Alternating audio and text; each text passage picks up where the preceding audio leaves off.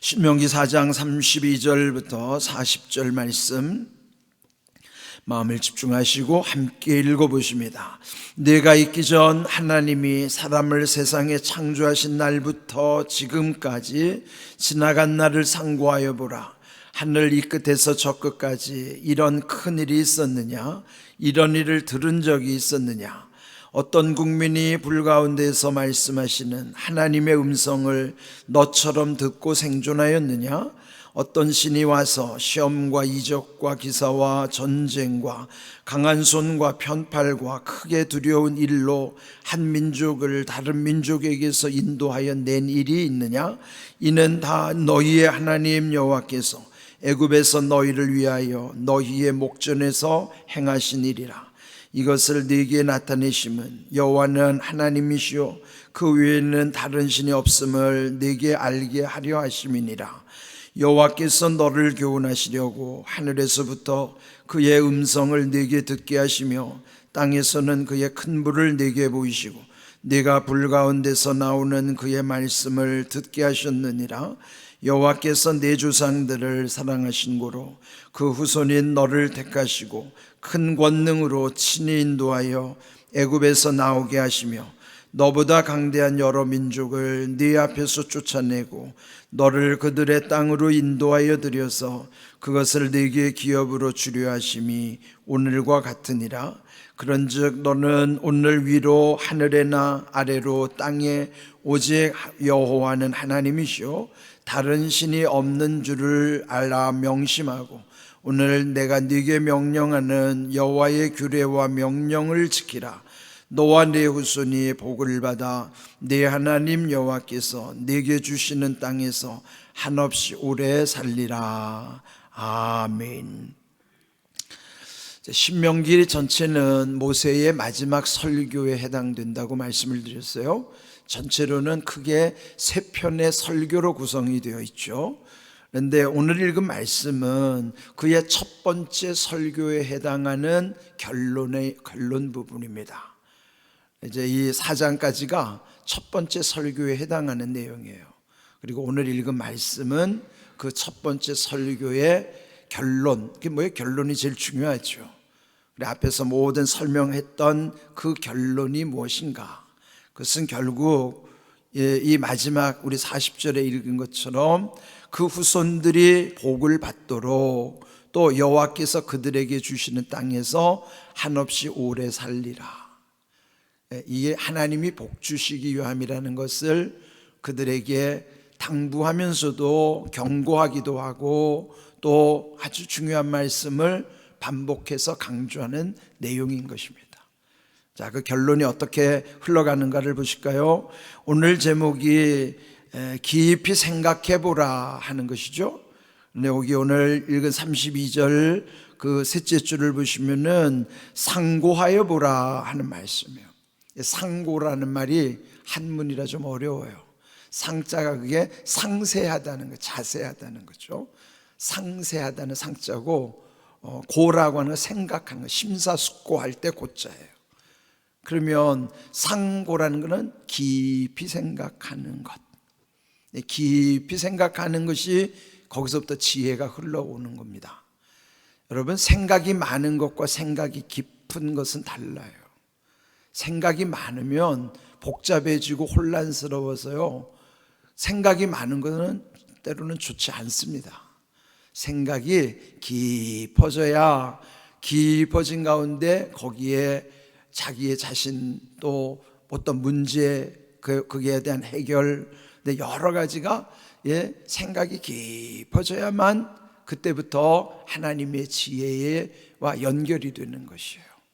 상고해보라라고 하는 이 말씀을 조금 쉽게 푸는 것이 깊이 생각해보라 하는 내용이에요. 그런데 무엇을 깊이 생각하라는 것인가? 그 앞에서 보면요, 내가 있기도 전에 하나님은 사람을 세상에 창조하신 날부터 지금까지, 태초부터 지금까지예요. 그 태초부터 지금까지 내가 사는 한순간은 그 태초에서부터 보면은 한 점에 불과하다고요. 그 점도 보이지 않을 정도로 작은 점이라고요. 그러면은 그 하나님이 태초로부터 내가 지금 존재하는 여기까지, 그런데 그 지나간 날들을 깊이 생각해 보라는 거예요. 그거 우리가 어떻게 깊이 생각할 수 있겠습니까? 말씀 속에서만 깊이 생각할 수 있는 거예요. 왜요? 태초에 관한 말씀은 성경에만 기록되어 있으니까 말씀을 통해서만이 하나님을 깊이 생각할 수 있는 거예요. 그러면 우리는 늘 말씀 안에 있어야 하고 말씀에 집중해야 하는 거예요. 그럴 때 우리는 이 태초부터 역사하신 하나님의 은혜 한 경점에 불과하죠. 우리도 잠시 세상 살다가 결국은 영원한 하나님 나라로 갈 때 우리의 이 육신의 장막을 벗으면 그때부터는 우리는 완전한 몸을 입기 때문에 그때는 모든 것이 다 깨달아지는 거예요. 그러나 우리가 이 육신의 몸을 입고 있는 동안은 우리는 여러 가지 제약이 있어요.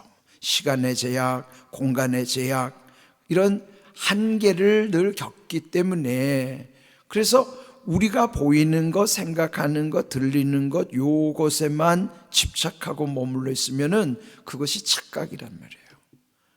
그럼 어떻게 해야 될까요? 깊이 생각하려면 하나님과 연결돼야만 우리의 모든 것은 깊어질 수 있어요. 깊이 생각하라고 하는 까닭은 하늘 이 끝에서 저 끝까지 이런 큰일이 있었느냐, 이런 일을 들은 적이 있었느냐, 그 하나님의 이런 놀라운 역사를 우리가 어떻게 알겠습니까? 그런데 모세는 그 백성들 앞에서 설교하면서 크게 두 가지를 강조해요. 33절 34절에 보면 첫 번째 33절, 그들이 특별한 백성이라는 거예요. 어떤 국민이, 이 세상 어떤 백성들이 불 가운데서 말씀하시는 하나님의 음성을 너처럼 듣고 생존하였느냐? 그런 민족 없죠. 오직 유일하게 이 히브리 민족 이스라엘 백성만 하나님의 임재를 경험한 거예요. 그 특별한 민족이라 선민이라 일컫는 거죠. 그러니까 지금 모세가 강조하면서 어떤 민족이 너희 같은 민족이 있었느냐, 너 특별하다 하는 거예요. 두 번째로 34절, 어떤 신이, 세상에 우상들이 얼마나 많아요. 그 많은 잡신들, 그 어떤 우상들이 와서 시험과 이적과 기사와 전쟁과 강한 손과 편팔과 크게 두려운 일로 한 민족을 다른 민족에서 인도하여 낸 일이 있느냐. 세상에 어떤 신이 그렇게 이 백성을 구원한 그런 하나님처럼 한 신이 세상에 어디 있어요? 없죠.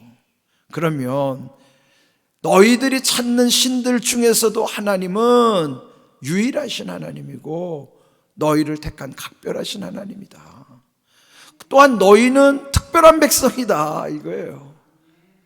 오늘 이것도 말씀 안에서 깨달아지면 깨닫는 사람 속에 이 말씀이 그대로 흘러오는 거라고. 여러분, 우리가 세상으로 봐도 뭐 내세우고 있어요? 아무것도 아니죠. 그럼에도 불구하고 하나님의 자녀 삼아주시고 하나님의 백성 되고 또 이렇게 은혜 안에서 살아간다고 하는 것은 모세가 우리에게 강조하는 것처럼 우리도 그러한 거예요. 예? 내가 도대체 어떤 사람인가 말이에요. 나 같은 사람이, 예? 나 같은 사람이 이렇게 은혜를 입고 산다고 하는 게 얼마나 감사해요. 그러면은 하나님의 은혜에서 난 특별한 존재라고요. 잘 돌아보세요. 여러분은 세상에 단 한 명 존재하는 분이라고요. 쌍둥이도 다르잖아요. 비슷한 사람은 존재할 수 있을지 몰라도 똑같은 사람은 세상에 한 사람도 없어요. 그러니까 특별하죠. 희소성으로 말하면, 귀하기로 말하면 단 하나이기 때문에 귀한 거예요. 둘도 아닌 하나. 그런 특별한 은혜 가운데 살아가는데 그걸 모르니까 자기 자신이 아무것도 아니고 하찮은 것처럼, 그래서 자기 스스로 자기를 무시하면서 살아가는 거예요. 그 얼마나 어리석은 거예요. 하나님은 우리를 이렇게 특별한 가운데 은혜 주셨고 유일한 한 사람으로, 여러분 한 분 한 분은 다 유일한 한 사람이에요. 세상에 여러분은 또 없어요. 그렇게 우리가 다 각자 하나님의 은혜를 힘입은 특별한 존재란 말이죠. 그렇게 우리에게 은혜 주신 하나님도 단 한 분이신 하나님이란 말이죠. 여러 신들이 있는 우상들이 아니란 말이에요. 그런 이런 특별한 관계를 깨닫는 게 얼마나 귀한 일이에요. 이걸 알고 살아가는 인생이 복 있는 인생이죠. 새벽마다 우리는 이렇게 깊이 상고해야 되는 거예요. 상고해보라, 깊이 생각해보라. 새벽마다 우리는 이렇게 태초부터 지금까지 역사하신 하나님의 은혜를 지금 내가 힘입어 살아가고 누리고 있다는 것 깨달을 때 얼마나 자기 자신이 귀해지고, 그렇다고 내가 귀함을 깨달은 사람이 교만해지지 않아요. 내가 귀함을 깨닫는 동시에 남도 그리하다는 것을 알기 때문에 서로를 존중하고 귀히 여기는 거예요. 은혜 안에 있는 사람은 자기만의 독선 독단을 드러내지 않아요. 그래서 이렇게 귀한, 우리 자기 자신도 귀하고 나를 귀히 여겨주신 하나님은 더 귀하신 그런 분임을 깨달아 아는 것이죠. 그러면서 34절 끝에 보면 다 너희의 하나님 여호와께서 애굽에서 너희를 위하여 너희의 목전에서 행하신 일이라. 자, 35절, 이것을 네게 나타내심은 그 까닭이 뭘까요? 여호와는 하나님이시오 그 외에 다른 신이 없음을 알게 하려 하심이라 하는 거예요. 하나님이 우리에게 하나님의 은혜를 베푸시고 또 이런 모든 우리에게 나타내 주시는 바는 결국 하나님의 하나님 되시며 여호와가 하나님이시라는 사실을 증거하시기 위해요. 이게 우리가 늘 흔히 쓰는 표현대로 하나님의 하나님 되심을 깨닫는 것이, 거기서부터 은혜가 흘러오는 것이죠. 하나님의 하나님 되심 앞에 나의 나됨도 깨달아지는 것이죠. 이 귀한 사실을 늘 기억하면서 살아가는 것이에요. 또 36절, 여호와께서 너를 교훈하시려고, 교훈하시는, 계속 이어주시는 것이죠. 또 이런 모든 것이 37절은 내 조상들을 사랑하신 구로 그 후손인 너를 택하시고 큰 권능으로 친히 인도하여 애굽에서 나오게 하시며. 이거는 흘러가고요, 계승되는 거예요. 그 언약의 관계는 한 사람에게 머무르는 것이 아니라 언약은 언약과 연결된 사람에게 계속 이어져 가는 거예요. 접속되는 사람에게. 그러면 이 하나님의 은혜와 복을 우리는 계속 흘려보내야 되는 축복의 통로, 그것이 우리의 사명이라고요. 우리 공항교회가 지역사회 축복의 통로 되어야 하지만, 특별히 우리 자신들이 아직 믿지 않는 가정이라면 내가 그 가정의 축복의 통로, 또 함께하는 모든 주변 사람들에게도 이렇게 접촉되고 접속될 때에 축복의 통로는 열려지는 거예요. 이런 귀한 은혜를 깨닫고 살아가는 것 얼마나 귀한 일입니까? 그러면서 마지막 39절, 그런즉 결론, 그러므로 너는 오늘 위로 하늘에나 아래로 땅에, 이게 뭐예요? 우상을 섬기려고 하는 우리의 욕망, 또 하나님을 잊어버릴 때 나타난 이런 유혹, 그런데 위로 하늘에나 아래로 땅에나 또 물 속에 있는 그 물고기들, 그런 우상의, 그런데 마음을 빼앗기지 않도록, 그렇게 하려면 오직 여호와는 하나님이시오 다른 신이 없는 줄을 알아 명심하는 거예요. 명심이 뭐예요? 마음에 새기는 게 명심이에요. 새길 명제. 명심하십시오. 명심하지 않으면, 마음에 새겨지지 않는 거는요 쉽게 잊혀집니다. 잊혀지면 그러면 그 다음부터 우상에게 마음이 끌려가는 거예요.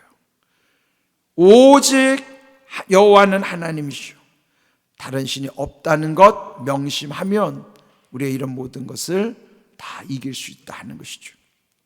오늘 주신 이 모세 1차 설교의 결론은 결국 하나님의 하나님 되심과 나의 나됨을 깨달아 알고 명심하는 거예요.